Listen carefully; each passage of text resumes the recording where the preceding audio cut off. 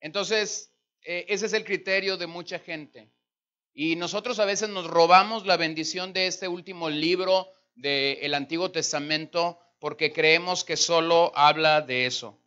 Y cuando llegas a él, te das cuenta básicamente de una verdad enorme en este libro. Así que los próximos días que estaremos aquí, estaremos meditando el mensaje completo del profeta Malaquías, el mensaje que Dios quiso compartir a través de este profeta, a través de este hombre de Dios, y podremos llegar a una conclusión y darnos cuenta que el libro habla mucho más que lo que quizás nosotros hemos considerado o hemos concebido en nuestras vidas. Pero el libro tiene un gran llamado, y el gran llamado del libro sí está en el capítulo 3, sí está en medio de esos versículos que nosotros conocemos muy bien, pero es un llamado de parte del Señor, es un llamado de parte de Dios, es un llamado en labios del profeta Malaquías, sí, pero es un llamado a volvernos al Señor, a retornarnos al Señor. Hay dos cosas que el profeta señala en este maravilloso libro. La primero señala la corrupción en la que el sacerdocio o los líderes espirituales habían llegado a tener, y por ende el libro señala la corrupción del pueblo. Cuando un pueblo es guiado o es dirigido por líderes corruptos, lo que este libro te dice es que el pueblo llegará a ser corrupto. No puedes tener un pueblo santo, no puedes tener un pueblo que ama a Dios, no puedes tener un pueblo que espera la venida del Señor, no puedes tener un pueblo que sirve a los propósitos del Señor. No podemos tener hombres que están diciendo quiero ser firme en mi pacto matrimonial si no tenemos un sacerdocio limpio, si no tenemos un sacerdocio que ama a Dios y está buscando honrar al Señor en todo lo que hace.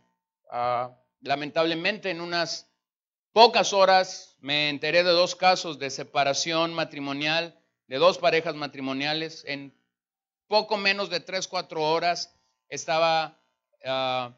me estaban comunicando la noticia de dos matrimonios de hombres que han servido al Señor por años, que estaban enfrentando la separación. Leamos los primeros 5 versículos. Malaquías capítulo 1, verso 1 al 5. Profecía de la palabra de Jehová contra Israel por medio de Malaquías. Yo os he amado. Diga conmigo esto. Yo os he amado, dice Jehová, y dijisteis, ¿en qué nos amaste? ¿No era Saúl hermano de Jacob? Dice Jehová, y amé a Jacob y a Esaú aborrecí, y convertí sus montes en desolación, y abandoné su heredad para los chacales del desierto. Cuando Edom dijere, nos hemos empobrecido, pero volveremos a edificar lo arruinado. Así ha dicho Jehová de los ejércitos. Observe esta expresión, Jehová de los ejércitos, porque a lo largo del libro se repite una y otra vez, simple y sencillamente para verificar y para certificar que el mensaje tiene toda la autoridad de este Dios. Jehová de los ejércitos. Ellos edificarán y yo destruiré, y les llamarán territorio de impiedad y pueblo contra el cual Jehová está indignado para siempre. Y vuestros ojos lo verán y diréis, sea Jehová engrandecido más allá de los límites de Israel. En estos pasajes está el corazón del libro. En esta sola expresión, yo os he amado, Malaquías nos presenta el corazón del libro. Sí hay un llamado al arrepentimiento, sí hay un llamado a volvernos al Señor, sí hay un llamado a ponernos a cuentas delante del Señor. Pero antes de que Malaquías se encargue de decirnos en qué hay que ponernos a cuentas con Dios, Malaquías regresa a decirnos algo. El Dios que nos llama al arrepentimiento. El Dios que nos convoca a todos a volvernos a Él. El Dios que con su gracia, misericordia y amor nos está llamando, nos está volviendo a cautivar. Quiere asegurarse de algo. Quiere asegurarse que una gran verdad teológica, doctrinal, a lo largo de toda la Biblia, nos queda clara. Te he amado. Te he amado. Hermanos, tenemos que revisar este libro con una mente amplia y clara del amor que Dios tiene por su pueblo. Ahora, ¿quién fue Malaquías? ¿Quién es este hombre al que Dios está usando para comunicar ese mensaje a la nación de Israel? Malaquías significa mi ángel o mi mensajero. Esto es lo que el nombre en sí significa para el pueblo del Señor. A Dios le plació que este hombre cerrara lo que nosotros conocemos como el canon del Antiguo Testamento. No solamente cerrara el canon del Antiguo Testamento, sino cerrara una ilustre carrera de hombres de Dios que profetizaron. Y cuando tú dices de qué profetizaron, hay un tenor de quién profetizaron estos hombres de Dios en el Antiguo Testamento. Profetizaron del Mesías. Todos están unidos desde Isaías, Jeremías, Ezequiel, Daniel, el resto de los profetas menores. Todos de alguna manera profetizaron acerca del mensajero de Dios, del Mesías que habría de venir. Este profeta sirvió en algún momento de la última mitad del siglo V. Según la tradición, Malaquías fue el miembro de la gran sinagoga a la cual le tocó recolectar y preservar las escrituras del Antiguo Testamento. Todo parece indicar que Malaquías pertenecía al linaje de Leví, es decir, que era un levita o posiblemente un sacerdote. Pero hay algo sorprendente en este libro. Y de hecho es algo sorprendente a lo largo de todo el Antiguo Testamento.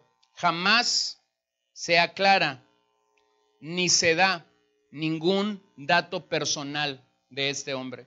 Este hombre queda en el anonimato, por lo cual algunos han dicho, no se llamaba Malaquías. Nunca sabremos cómo se llamaba, pero Malaquías simplemente era una manera de decir es un mensajero del Señor.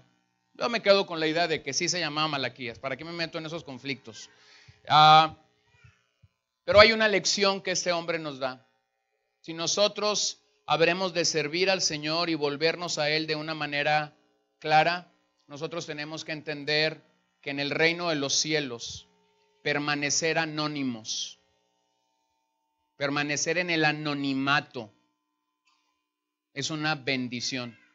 Este hombre no está buscando ser ponderado, no está buscando ser reconocido, no está buscando un escaño en la escuela profética del Antiguo Testamento. Este hombre simplemente está tratando de ser fiel a un mensaje que el Señor dio para la nación en un tiempo determinado, en una hora determinada, y el nombre o lo que él representaba salía sobrando.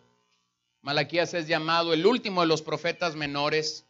Curiosamente, aquí tenemos un libro escrito por un profeta menor, pero con un gran llamado al arrepentimiento.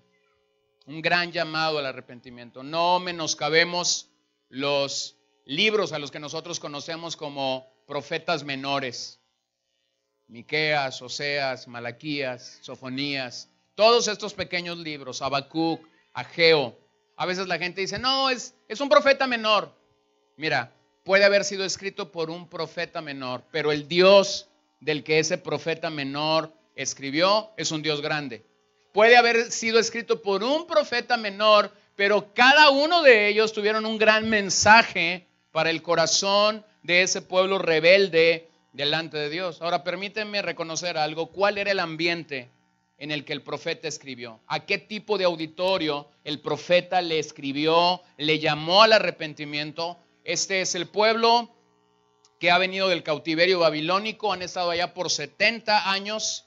Usted recordará que en la historia de los retornos de Babilonia, primero viene Zorobabel con un poco de gente, después viene Esdras con otro poco de gente, finalmente llega Nehemías, primero restauran el templo, la reconstrucción del templo se ve detenida por un tiempo. Dios levanta a dos profetas, Ageo, Zacarías, en ese tiempo para animar al pueblo del Señor a retornar, a reconstruir este templo. Y finalmente llega Nehemías, y Nehemías trae el gran proyecto de Dios de reconstruir la muralla y las puertas, tarea que le toma 52 días. Ahora tenemos una Jerusalén restaurada, con templo, con murallas, el escombro, la basura que estaba dentro ha sido sacada de la nación, de la ciudad de Jerusalén, perdón. Y ahora tenemos a este pueblo, han pasado unos 80 años desde el primer retorno de Zorobabel, han pasado unos 50 años desde que el templo se volvió a reconstruir, así que el tiempo cronológico en el que Malaquías profetizó, nosotros podemos estar convencidos de que Malaquías fue contemporáneo de dos hombres a los que tú y yo hemos reconocido en el Antiguo Testamento. Es contemporáneo de Esdras y es contemporáneo de Nehemías. No sabemos si desarrollaron sus ministerios al mismo tiempo, pero lo que sí sabemos es que por la misma época estos tres hombres ministraron de alguna manera clara. Hay tres cosas por las que estamos seguros que Nehemías y Malaquías profetizaron en un tiempo similar, ministraron en un tiempo similar. Hay por lo menos tres. Primero, ambos hablaron del descuido sacerdotal. Ambos hombres hablaron de cómo los sacerdotes habían descuidado la mesa del Señor, lo cual incluía ofrecer cosas inmundas en el altar, aún animales defectuosos para ser sacrificados. Lo tenemos ahí en Malaquías 1 del 6 al 14 y lo tenemos en Nehemías 13. Sacerdotes que estaban haciendo mal uso del gran oficio para el cual Dios los había llamado, del gran ministerio para el cual Dios los había llamado. Lo segundo por lo que podemos estar seguros que ministraron en el mismo tiempo es que ambos hablaron del descuido acerca de los diezmos que la nación tenía que entregar al Señor. Malaquías 3, 8, 10 y nuevamente Nehemías 13. Finalmente sabemos que ministraron juntos porque enfrentaron un pecado común, matrimonios mixtos. La nación se había vuelto a matrimonios mixtos con paganos o paganas, y esto había traído una degeneración dentro del pueblo. La mejor forma de explicar el día en el que Malaquías se levantó para hacer la voz de Dios es reconocer que después de que Nehemías reconstruye la muralla y las puertas de Jerusalén, vive en Jerusalén por 12 años y por un pequeño periodo él regresa a Susa, la capital del reino en la cual él había servido como copero. Y al poco tiempo regresa de nuevo a Jerusalén. Y cuando regresa a Jerusalén encuentra una tremenda laxitud por la ley de Dios. Lo peor que Nehemías encuentra cuando regresa de Susa no solamente es una laxitud por la ley de Dios, encuentra a uno de sus enemigos llamado Tobías viviendo en el templo de Dios. No solamente viviendo en el templo de Dios, algunos eruditos bíblicos señalan que Tobías estaba viviendo en uno de estos lugares donde el dinero de los diezmos era almacenado. Y esto era tan sagrado para ellos, de tal forma que cuando Nehemías llega ahí para estar de nuevo en Jerusalén, encuentra básicamente a su enemigo o a uno de sus enemigos en este aposento importante del templo. ¿Quién había permitido que Tobías llegara hasta ahí? Pues cuando lees la historia te das cuenta que quien había permitido esto era el sumo sacerdote llamado Eliasib. La corrupción en el sacerdocio era tan increíble, de tal forma que el mejor tiempo donde pudiéramos colocar el ministerio del profeta Malaquías es en el punto en el que Nehemías regresa a Susa por un poco tiempo. Así que el ambiente que imperaba en aquellos días era un ambiente de completa, de total decadencia espiritual. Si el sacerdocio ha decaído espiritualmente, tú no puedes esperar que el pueblo tenga vida espiritual. Tú no puedes esperar que el pueblo esté en la montaña cuando el sacerdocio está de vacaciones en Hawái. Tú no puedes esperar que el pueblo de Dios esté en las alturas a las que Dios quiere que esté cuando el sacerdocio está no solamente descansando de lo que Dios les ha pedido que hagan, sino están tan contaminados que no logran discernir entre lo bueno y lo malo. Así que el libro de Malaquías es la opinión de Dios acerca de la condición actual de Israel. La situación era tan lamentable porque el sacerdocio se había vuelto más y más corrupto, se sentía satisfecho de su condición espiritual degradante. Es por esta razón que Dios reprende primero a los sacerdotes, pero también reprende después al pueblo. Porque escúcheme algo, nosotros como ministros del Evangelio tendremos que dar cuentas a Dios. Claro que sí, tendremos que dar cuentas a Dios. Nosotros vamos delante. Por eso Pedro dice, el juicio comienza por la casa. Pero ustedes como ovejas también tienen que dar cuentas delante del Señor. Y si nosotros como líderes espirituales fallamos, y usted es un cristiano que lee la Biblia y que ora, entonces usted es un cristiano que puede ejercitar su discernimiento en cualquier momento. Y cuando algo no está coincidiendo, entonces usted como un hombre y como una mujer de Dios que ama la Biblia, que ama al Señor, usted puede levantar la voz y decir, algo aquí está decayendo, algo aquí está mal, algo aquí no coincide con las Escrituras. Bien, esto no pasó en aquel día. No solamente el sacerdocio se contaminó, sino que la gente, porque mire hermanos, a veces para el bulto es fácil decir, pues si él está fallando, sí, pobrecito está fallando, cuanto más nosotros. Entonces acá en México decimos, se echó a la milonga. No estoy diciendo que esa es la actitud óptima de un rebaño de la grey del Señor, pero estoy diciendo que esta puede ser la posibilidad cuando la grey del Señor está viendo que quien lo liderea, quien tiene que ir al frente espiritualmente, está fallando. Entonces, es en este punto que el Señor les muestra la venida del Mesías, quien vendría para refinar, purificar y limpiar a su pueblo, ahí en Malaquías 3, versos 1 al 3. ¿Cómo es que llegamos a observar esta decadencia? Síganme en el libro de Malaquías. La forma como nosotros rápidamente observamos esta decadencia es por una serie de preguntas que están ahí en sus Biblias. Si usted es de los que subraya o de los que marca, estas marcas son importantes. Capítulo 1, verso 2. ¿En qué nos has amado? Primer pregunta. ¿En qué nos has amado?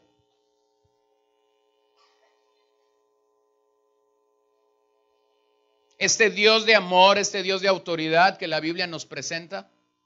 Pero aquí tenemos a un pueblo diciendo, ¿en qué nos has amado? Pregunta número 2, verso 6. ¿En qué hemos menospreciado tu nombre? Pregunta número 3, 1:7. ¿En qué decís la mesa del Señor es despreciable? Capítulo 2, verso 17. ¿En qué le hemos cansado? Capítulo 3, verso 7. ¿En qué hemos de volvernos? ¿Se da cuenta de las preguntas? Capítulo 3, versículo 8. ¿En qué te hemos robado? Capítulo 3, verso 13. ¿Qué hemos hablado contra ti? ¿Puedes observar la decadencia de esta nación? ¿Puedes observar el declive de este pueblo del Señor con estas preguntas? Y el Señor contesta. Eso es lo que me encanta del libro, que el Señor les contesta. No los deja con preguntas. Hermanos, el Señor no nos deja con preguntas. El Señor no nos deja como esas películas de repente a la que tú y yo vamos y estamos ya a 3/4 de la película y estamos pensando en el final. ¿Cómo va a terminar la película? Y ya nos estamos imaginando y tramando quién se va a casar con quién, la muerte del malo, cómo el malo va a terminar. Y de repente el final es totalmente contrario a lo que tú y yo habíamos pensado.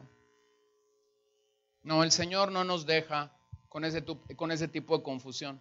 Estas preguntas que usted y yo estamos viendo, el Señor las contesta y las vamos a contestar lógicamente durante estos días. Pero el Señor entonces contesta y la forma en la que el Señor les contesta son reclamos. Reclamo número 1. Malaquías 1, 7 y 8. Lo primero que el Señor les reclama es que ellos habían sido profanos. Les habla de la profanidad del pueblo, Malaquías 1, 7, 8. Reclamo número 2. El Señor les marca el sacrilegio de los sacrificios, Malaquías 1, 8. Aquello que era tan puro, tan sagrado, tan santo en el Antiguo Testamento, ellos lo habían menoscabado. Usted observa, tenemos libros completos en el Antiguo Testamento, Levítico, Deuteronomio, Números, donde se le había ordenado a la nación con una exactitud cómo presentar cierto tipo de sacrificio. Y usted llega a este momento en el que los sacrificios del Señor fueron menoscabados hasta aquí. Reclamo número 3, la avaricia, Malaquías 1:10. El Señor les dice, ustedes son avaros. Y ahí está hablando de los sacerdotes. Y por eso es que teníamos que definir primero esto. Reclamo número 4. El Señor está fastidiado del tipo de servicio que estos sacerdotes le han presentado. Malaquías 1:13. Está fastidiado del servicio que estos hombres le están dando. Reclamo número 5, la traición. Malaquías 2:17. Estos hombres han traicionado al Señor. Han traicionado no solamente al Señor, mayormente han traicionado pactos.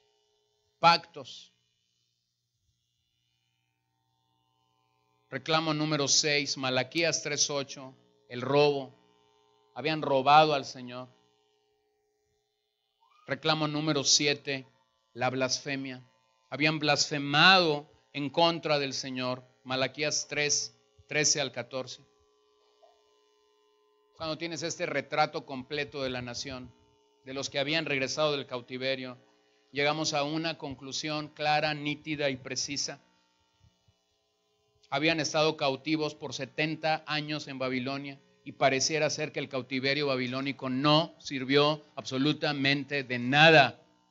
Habían ido allá disciplinados por el Señor, castigados por el Señor, porque no habían sido obedientes, porque no habían vivido para Él. Y aquí están 80 años después y el corazón de estos hombres está igual de corrompido, está igual de sucio, está igual de rebelde delante de los preceptos de Dios. Lo sorprendente es que ellos tuvieron un silencio prolongado de Dios hasta el día que Juan el Bautista apareció. Si usted usa las redes, me encantó una frase que nuestro amigo especialista en las redes publicó, y él dijo de cierto predicador esta frase, ¿no? Estaba Dios tan molesto con la nación de Israel que quedó callado por 400 años. Esta es la razón por la que Dios no habló por 400 años. Ese es el pueblo al que Dios había estado hablando una y otra vez, mostrándole te amo, te amo, te amo. Y ellos estaban en el mismo lugar. Ahora vayamos al Nuevo Testamento. Veamos qué pasó en el día de Jesús. Veamos qué sucedió en el momento que el Mesías ha venido, ha entrado en su ministerio. Mateo 23, 23, 24. Nuevamente Jesús se encuentra que en su día, en el tiempo que él estaba ministrando, también había buenos religiosos. Y observa lo que el evangelista Mateo nos dice ahí en el capítulo 23, versos 23 al 24. ¡Ay de vosotros, escribas y fariseos! ¿Cómo lo señala? Hipócritas, porque diezmáis la menta y el eneldo y el comino y dejáis lo más importante de la ley, la justicia, la misericordia y la fe. Eso era necesario hacer sin dejar de hacer aquello. Guías ciegos que coláis el mosquito y tragáis el camello. 400 años después, la condición de aquella nación que había sido cautiva, la condición de aquella congregación en los días de Malaquías que había recibido esa reprensión, y ahora 400 años después Jesús llega a un punto de reconocer que el formato externo de los religiosos en el día de Jesús de nada servía si no había verdaderamente un cambio interno en el corazón de ellos. El Evangelio llega a nuestras vidas para acabar con la infidelidad, para acabar con la hipocresía, para acabar con una adoración falsa, para acabar con la arrogancia que distingue a aquellos que tan solo se centran en las formas, pero no en la vida interna. Hermanos, podemos llegar a tener vidas decepcionadas, vidas frenadas que nunca sirven al Señor, sin fuerza, con una adoración formal, litúrgica, lo sabemos todo, de tal manera que nadie puede enseñarnos nada, con una vida devocional pobre a la vez. Y tengo que advertirte de algo. Lamentablemente, estos vicios y estas enfermedades son contagiosas. Tú te juntas con alguien que no ora. Entonces tú dices, bueno, pues la hermana tiene 40 años ahí en la iglesia. Tiene la camiseta bien puesta. ¿De qué? ¿Quién sabe? Pero tiene la camiseta bien puesta. Y con el paso de las semanas tú dices, bueno, si ella es tan espiritual, si ella es tan piadosa, pues no le tengo que echar tantas ganas. Y comenzamos a ser poco a poco bombardeados, mentoreados por un mal ejemplo. Por un mal ejemplo. Ahora examinemos estos versos. Simplemente necesitaba dar el tenor, necesitaba tirar el cimiento sobre el cual vendrán después de mí en los próximos días y hablarán. Y todo esto servirá para entender el tenor de este libro. Examinemos los primeros 5 versos. Lo primero que quiero que vean ahí es la profecía o la carga que Malaquías tenía. En el versículo 1 se nos habla de esto. 1a. Profecía también puede traducirse como carga. Esta es la profecía de Malaquías o la carga que Malaquías experimentó en aquel momento. Aunque es la palabra de Dios la que habla, observe aquí algo. Se requiere un mensajero. Se requiere un mensajero. Romanos 10 vuelve a hablar de esto. ¿Cómo van a creer? ¿Cómo van a oír si no hay quien va y les comparte el mensaje del Evangelio?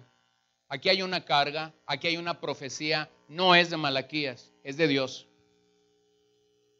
Pero Dios necesitaba en aquel momento a un portador, a un hombre, y llamó a Malaquías.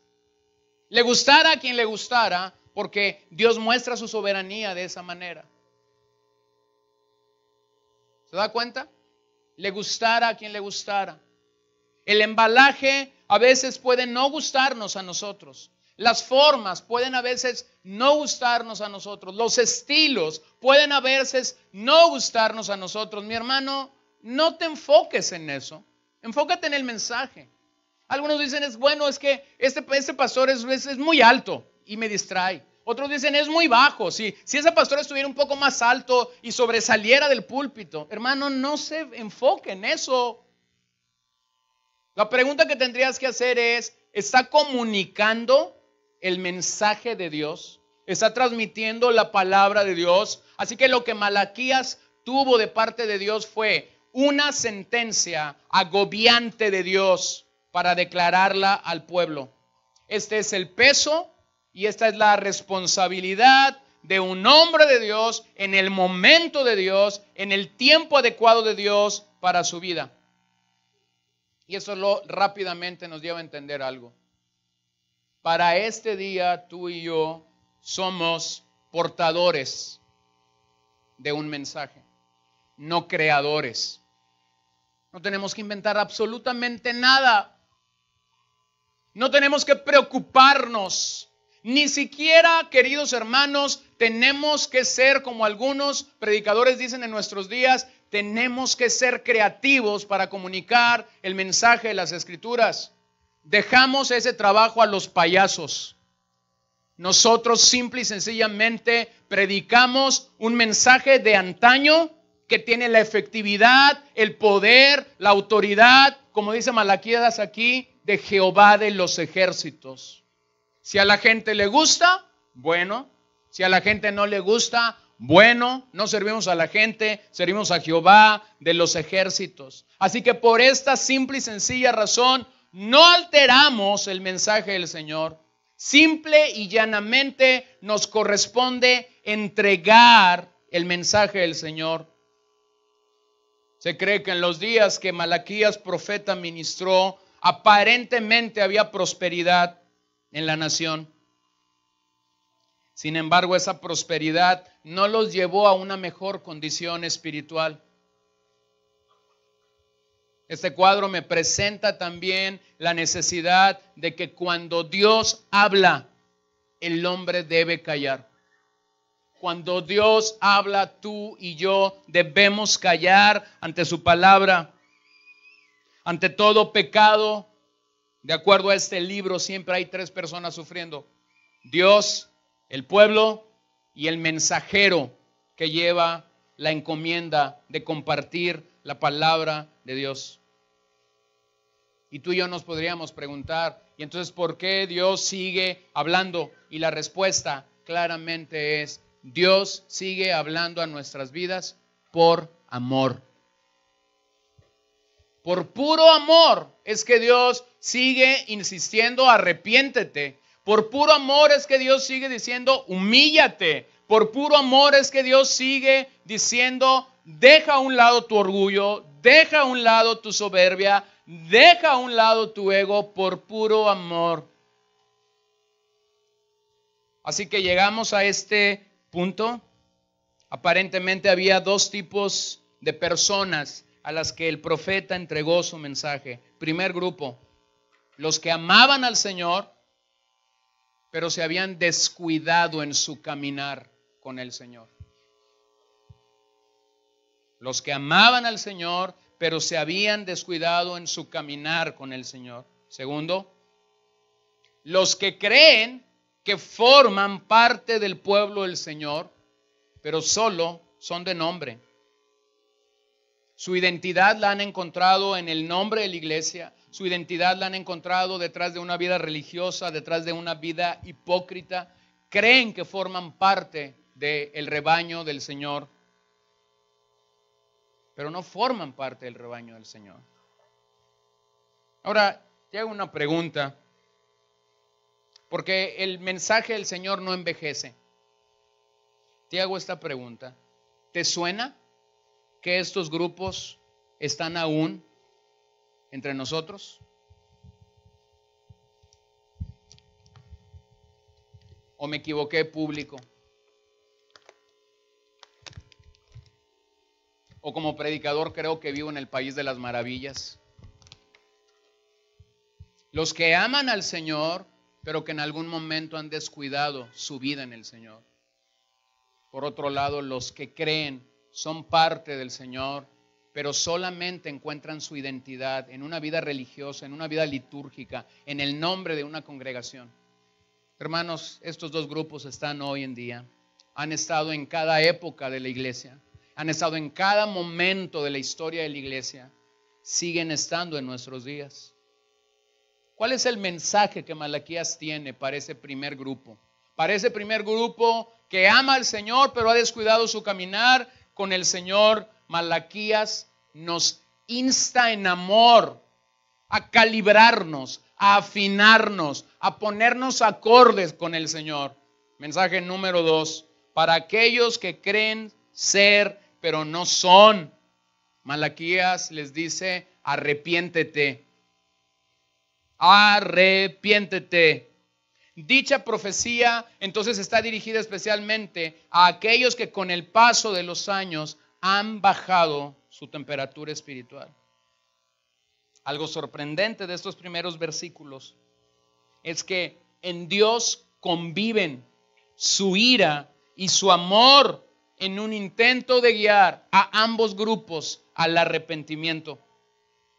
Dios sigue llamándonos este día a la sinceridad de nuestro corazón. Observe lo que dice Malaquías 3:7, el verso que hemos tomado como eje central de esta reunión.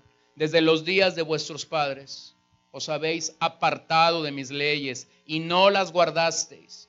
Volveos a mí y yo me volveré a vosotros. Ha dicho Jehová de los ejércitos, mas dijisteis, ¿en qué hemos de volvernos? El pecado en todo momento era y será un insulto frente a Dios. Frente a este Dios al que Malaquías nos ha señalado como un Dios de amor. Ante este Dios que nunca ha sido conocido por la verdadera iglesia como un Dios que tenga un mensaje popular, pero sí como un Dios que en todo tiempo, en todo momento y en todo lugar nos ha llamado al arrepentimiento. Hermanos, somos llamados a elevar el ministerio de la palabra en nuestras vidas, de tal forma que ella regule y haga crecer todo nuestro ser en el Señor.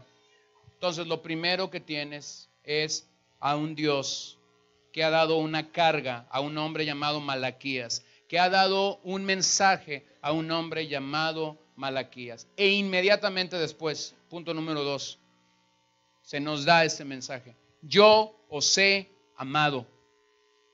Esa es una declaración en la que el profeta buscaba desafiar a sus oyentes para que escucharan con atención lo que este Dios quería comunicarles. Pero observen la respuesta que ellos dieron. ¿En qué nos amaste? Sin raspar muebles. Se parece a algunas damas cuando sus esposos les dicen, te amo, me amas, y el Ferrari que te pedí, y el BMW que te pedí el año pasado. Algo así. Está diciendo el Señor, los amo. Y estos 80 años después de que han regresado del cautiverio dicen, pues no parece que nos amas.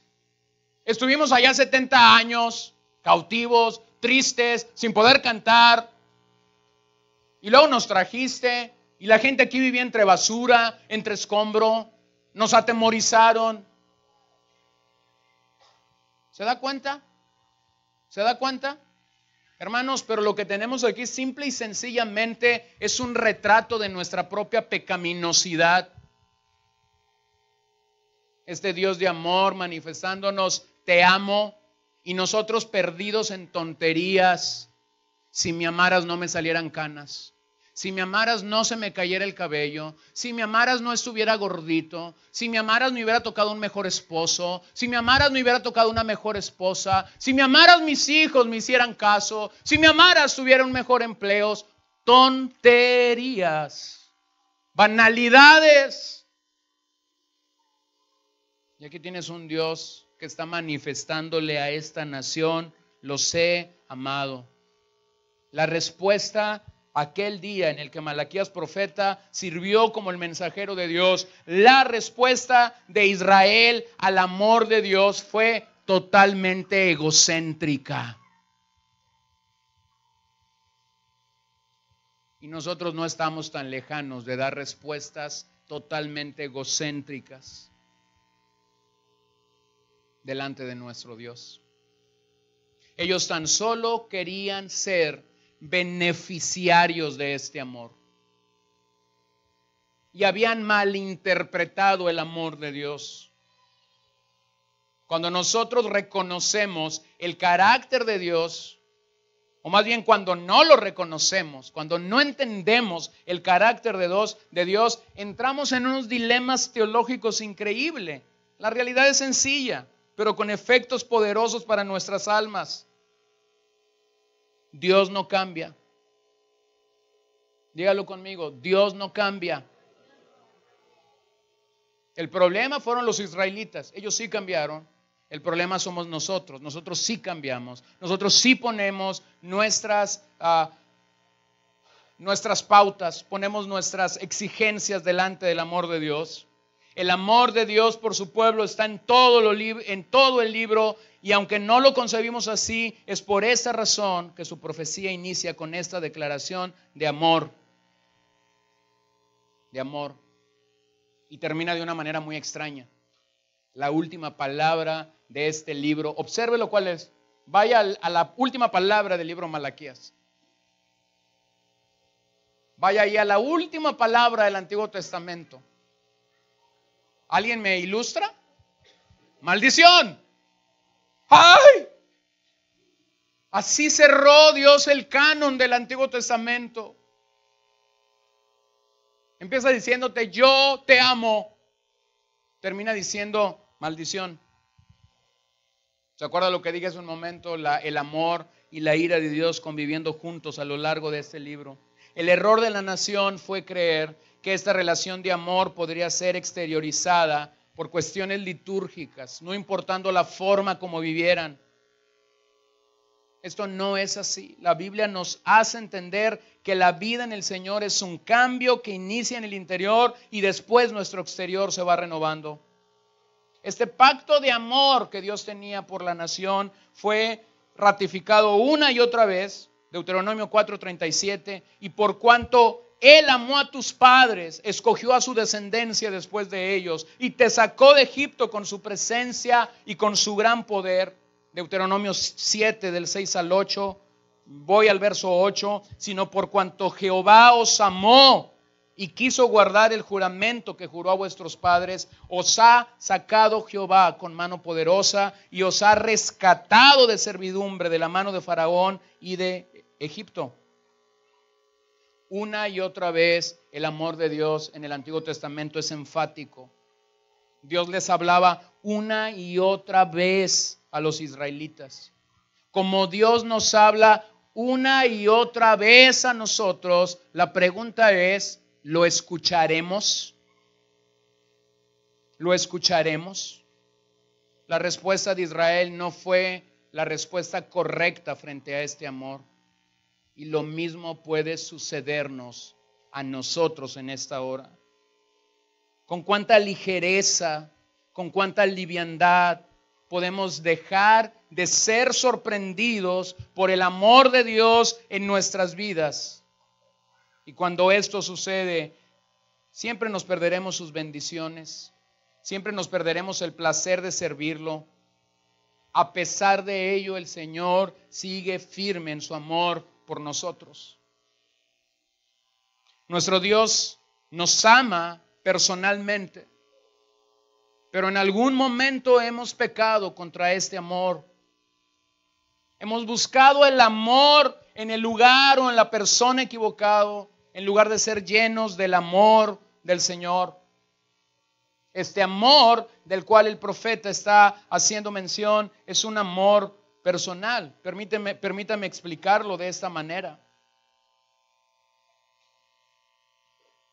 Pudiera decirles que yo amo a todos los niños que están en esta reunión.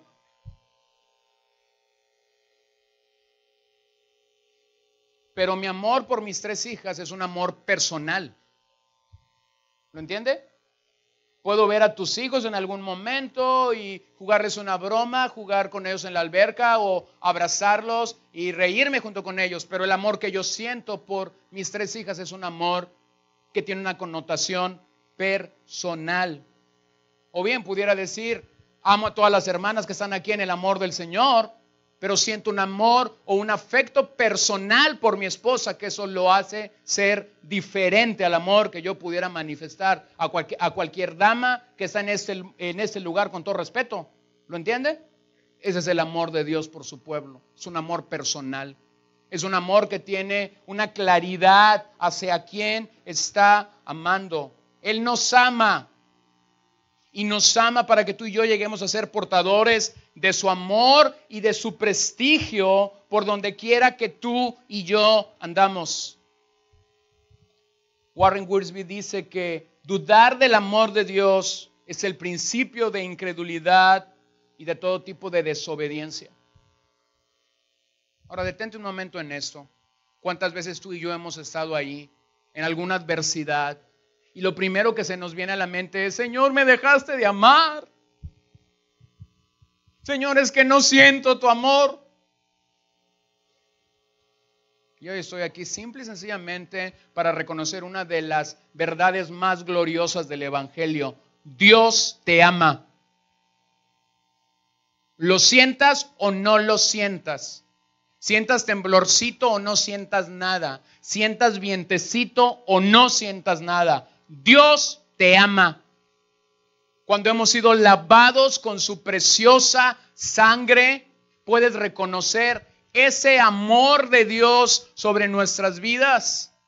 J.C. Ryle dijo que a la luz de la cruz, el mayor insulto que le puedes dar a Dios es dudar de su amor por ti. Ahora déjeme hacer un recorrido rápido. ¿Cómo es su amor en toda generación? Primera de Juan 4:8, lo leímos hace unos minutos.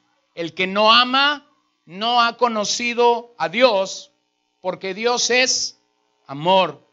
No dice que Dios ama, dice que Dios es amor. Dios no solo nos ama, sino que Él es amor. Lamentablemente hay muy poca o nula admiración por el amor de Dios hacia nosotros.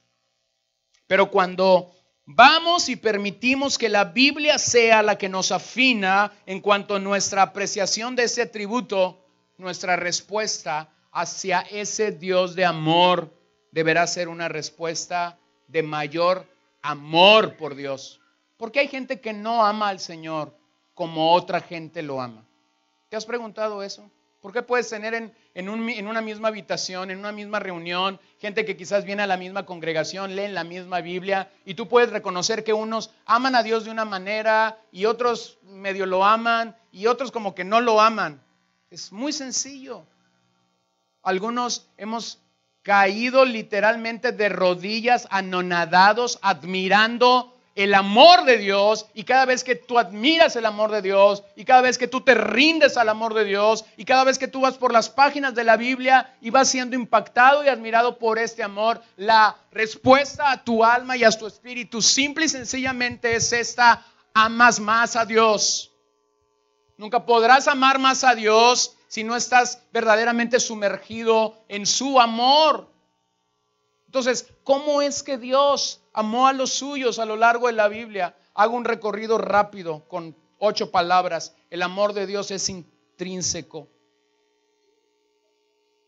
Es decir, Dios no necesita que nosotros hagamos algo para amarnos. El amor de Dios es gratuito, es espontáneo e inmotivado. La razón por la que Él ama reside en su propia voluntad. Es decir, Él nos ama porque nos quiere amar. Se acabó.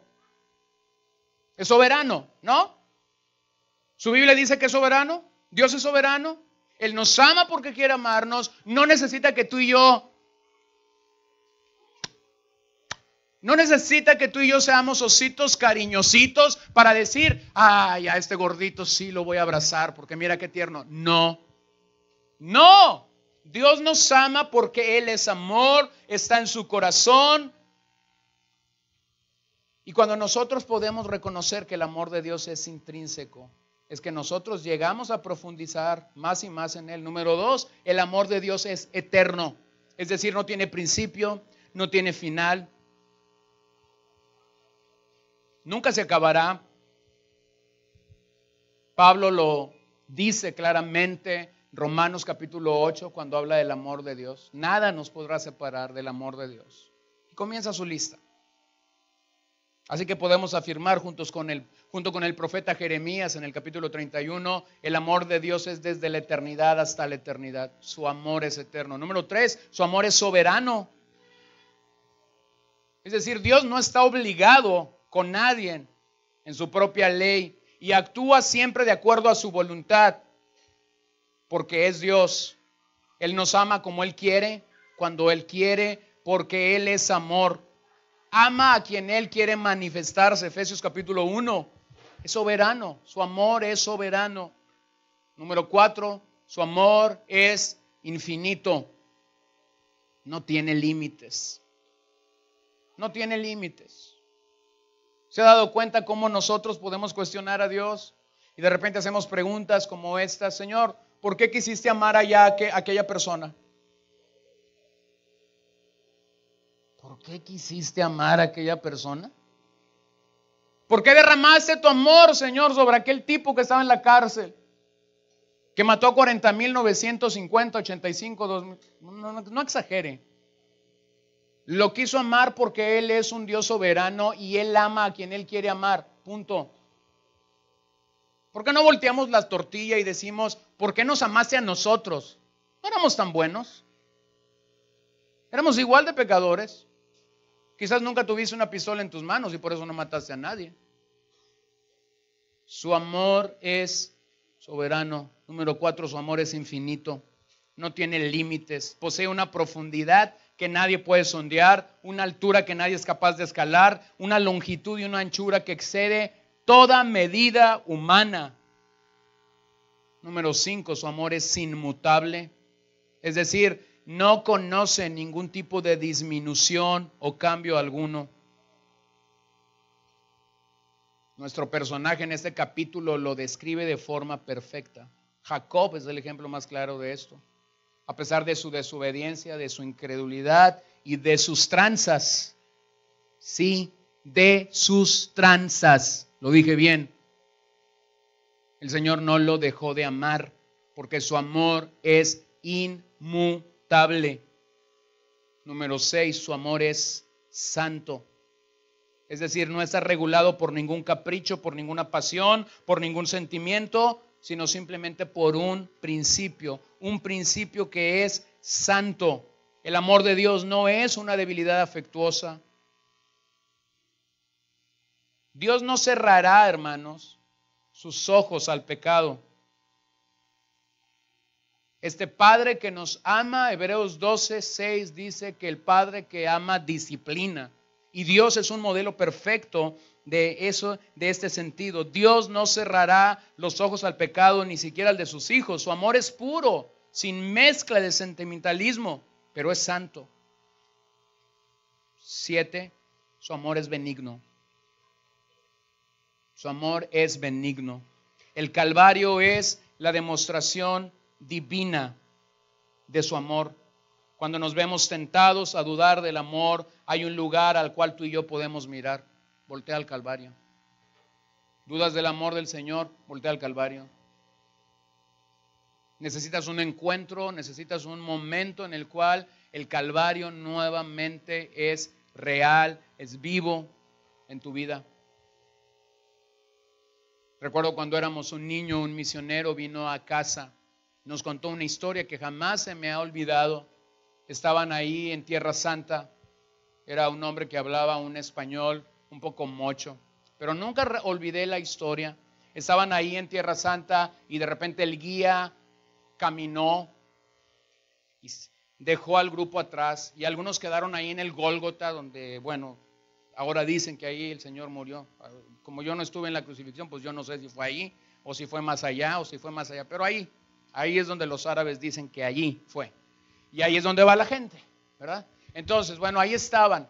Y cuando estaban allí en la historia de este hombre, de momento se vio solo en el monte. De momento se vio abandonado por el grupo que sí obedeció al guía cuando dijo, vayamos. Y entonces este hombre dice, disfruté tanto aquel momento porque entendí que la vida cristiana es una vida de abandono en la cruz. Quedé perdido en el Calvario, quedé perdido allí. Hermanos, nosotros necesitamos esto. Necesitamos recuperar nuestra visión acerca del amor benigno de Dios en el Calvario, de tal manera que tú y yo podemos reconocerlo. Llegamos quizás a una de estas frases escandalosas para muchos cristianos. Número 3. Amé a Jacob y a Esaú aborrecí. Lo voy a volver a leer porque soy un poco torpe a veces. Y amé a Jacob y a Esaú aborrecí. Antes de examinar esta frase, permítame hacer una aclaración. Nuestro punto de vista puede llegar a ser muy humano y muy emocional con respecto a este punto. Sin embargo, el Dios de la Biblia que inspiró al profeta Malaquías por el Espíritu Santo no se equivocó al colocar esta frase, ya que su soberanía lo distingue como Dios. si algo distingue a Dios a lo largo de la Biblia, es su soberanía. Es decir, Él pone, Él quita, Él dice dónde sí, Él dice dónde no. Ninguna decisión de Dios se condiciona por el estado moral de sus criaturas. Porque a veces llegamos a examinar esos pasajes y decimos, qué malo Dios. Rechazó a Esaú, pobrecito. ¿Rechazó a Esaú? ¿Estás consciente de lo que estás diciendo? ¿Crees en la inerrancia de las Escrituras? ¿Crees que la palabra de Dios es perfecta, que no tiene errores? ¿Sí o no? Pues aquí dice que amó a Jacob y aborreció a Esaú. Y bueno, podemos sacar muchas historias, pero voy a ir al texto. El pacto de Abraham que alcanzaría a Israel se asemeja a una relación matrimonial. Y aquí Dios les muestra su infidelidad a dicho pacto. Aquí lo que tenemos es un contraste de trato con Jacob y Esaú, o con Israel y Esaú. Ahora observe la historia. Ambos procedieron de los mismos padres, nacieron en el mismo instante, ya que eran gemelos. Y sin embargo, la Biblia sigue diciendo, por lo menos en 3 ocasiones, Dios amó a uno y aborreció a otro.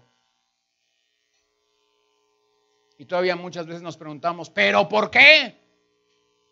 Porque Dios es soberano. Se acabó.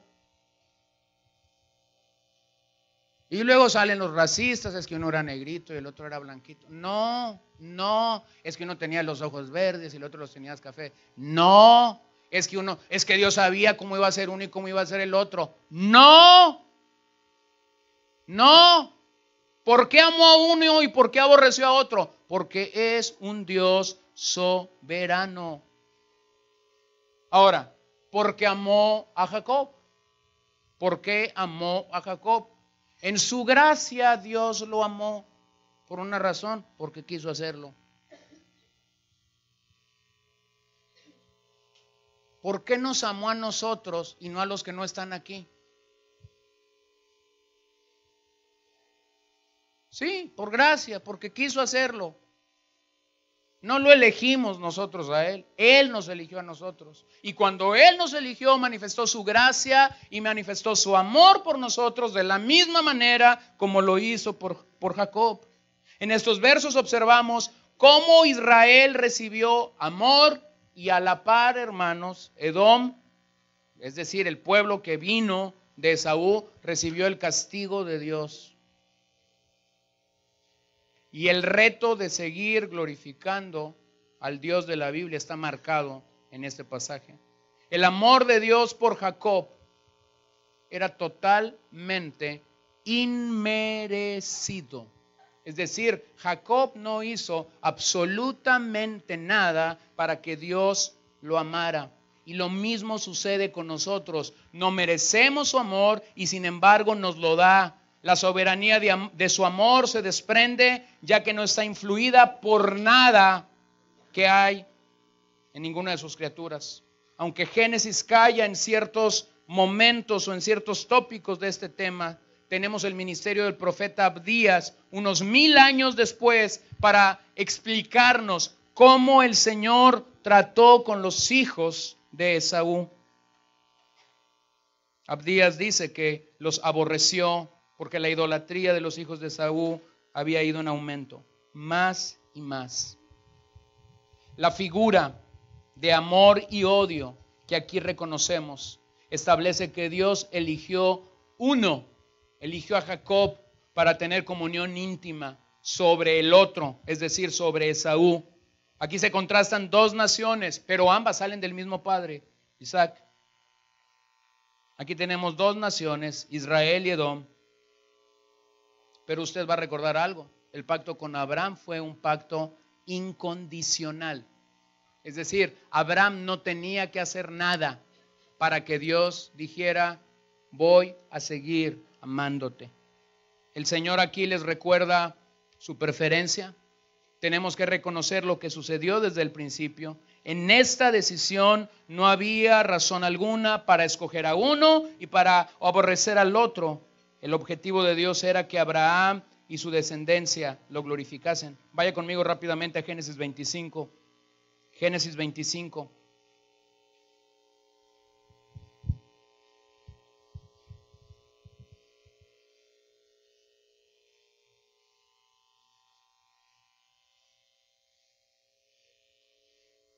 Génesis 25, versos 21 al 26. Y oró Isaac a Jacob por su mujer que era estéril, y lo aceptó Jehová, y concibió Rebeca su mujer.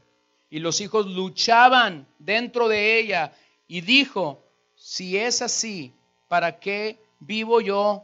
Y fue a consultar a Jehová, y le respondió Jehová, 2 naciones hay en tu seno, y 2 pueblos serán divididos desde tus entrañas. El un pueblo será más fuerte que el otro pueblo, y el mayor, ¿qué?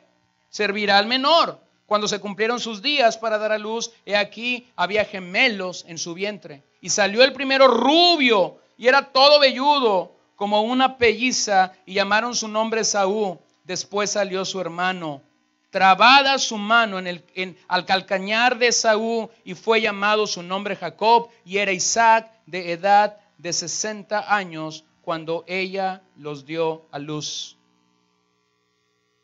A lo largo de la historia nosotros podemos reconocer que el amor de Dios por su pueblo fue soberano, fue inmerecido y fue un amor persistente. A pesar de que Jacob fue infiel y fue incrédulo, el Señor no dejó de amarlo. A lo largo y ancho de la Biblia vemos cómo Dios les reiteró su amor y lo ilustra por su elección soberana sobre Jacob. En esa elección no hay absolutamente un solo mérito de Jacob. De hecho, la Biblia nos llega a decir que fue un ladrón. O sea, Jacob no hizo nada absolutamente para que Dios lo prefiriera. Aún en días de Malaquías se podía observar la elección de Dios sobre Israel.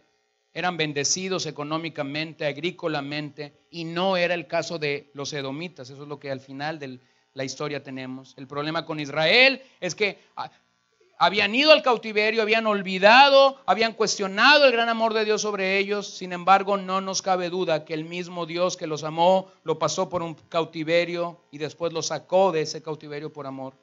Pablo es quien crece en este tenor cuando escribe a los Romanos el capítulo 9, a partir del versículo 6.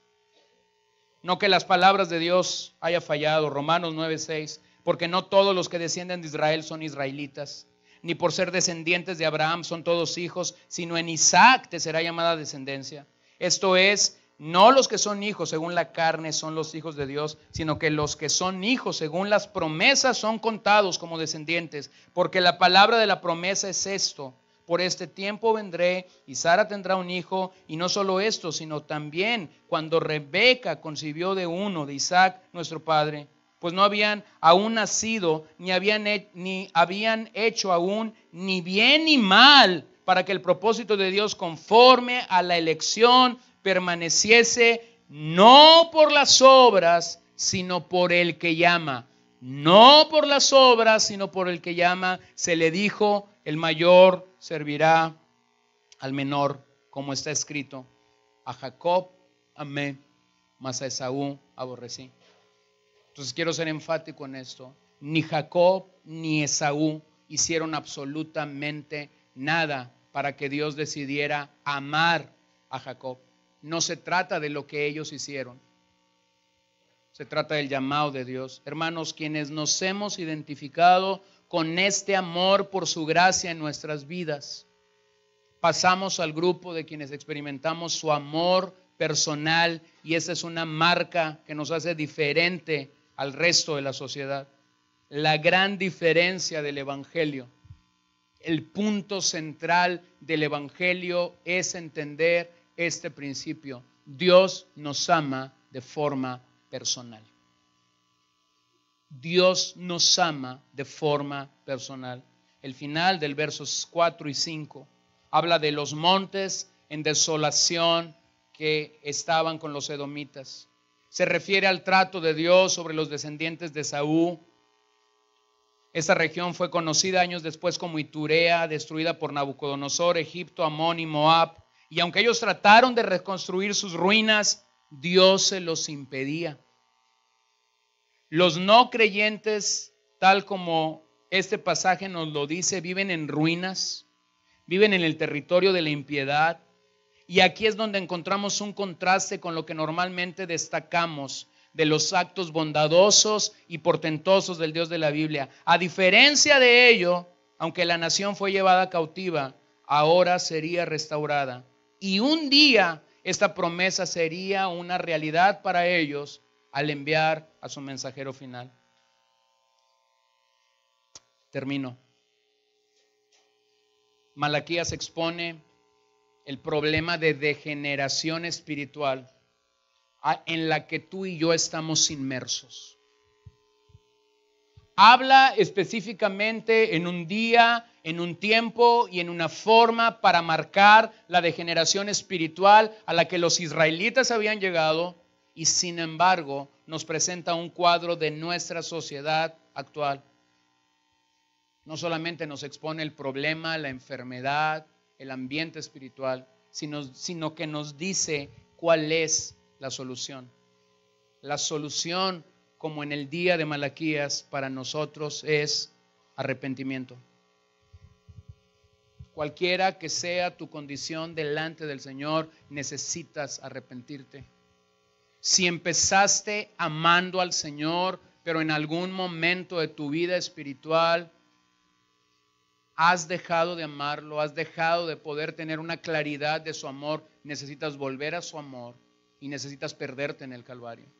Lo segundo, a lo mejor piensas ser cristiano, pero si el Espíritu Santo no da testimonio interno a tu vida de que eres hijo de Dios, tengo que decirte esta noche, no eres verdaderamente un hijo de Dios.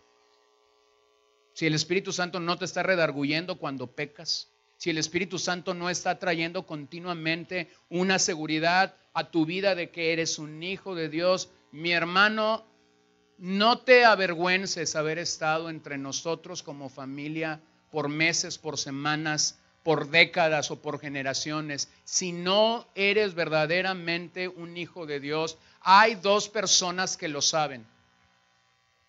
Lo sabe Dios claramente.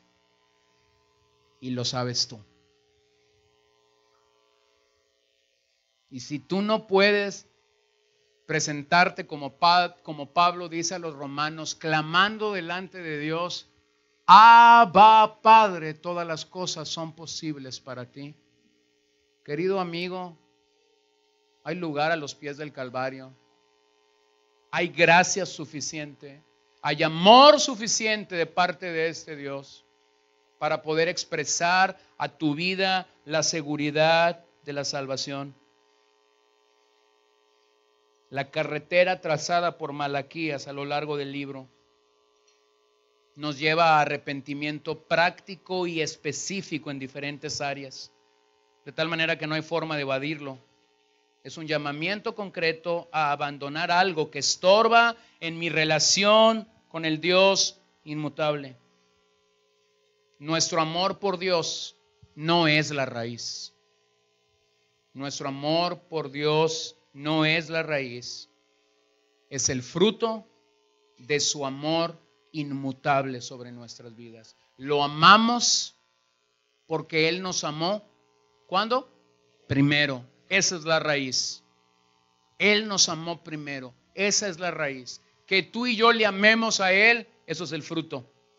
Entonces, qué bendición sea ver que estamos en este mundo y aunque ese mundo nos pueda aborrecer, Dios nos ama personalmente.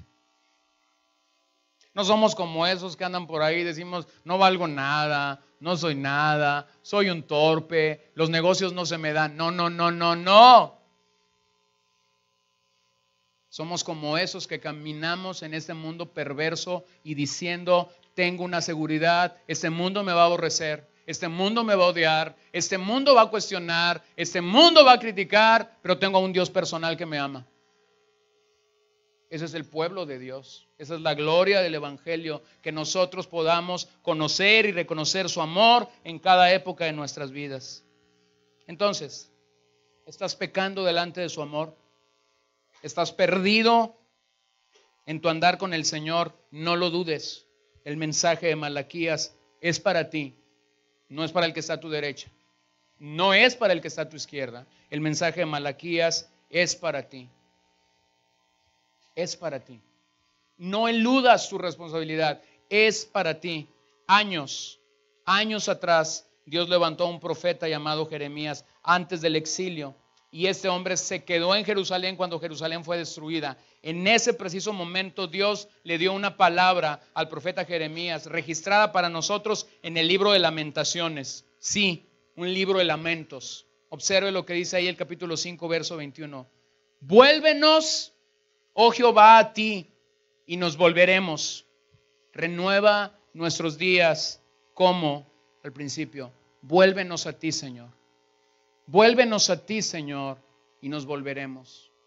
Vuélvenos a ti. Este Dios que nos llama, este Dios que nos certifica que somos sus hijos, este Dios que de alguna manera tiene un mensaje específico para nosotros, es un Dios que está dispuesto a volverse a nosotros. Vuélvenos, oh Jehová, a ti, y nos volveremos. No hay vida, no hay amor, no hay seguridad lejos del Dios de las Escrituras. Pero cuando nosotros venimos a Él, entonces juntos podemos confiar y creer. Su amor me alcanzó, su amor me transformó, su amor me da seguridad, su amor me da provisión, su amor me da seguridad en momentos de adversidad. Su amor es un ancla perfecta en medio de la enfermedad. No hay otro Dios, no hay otro Dios como Él. Puestos en pie, por favor.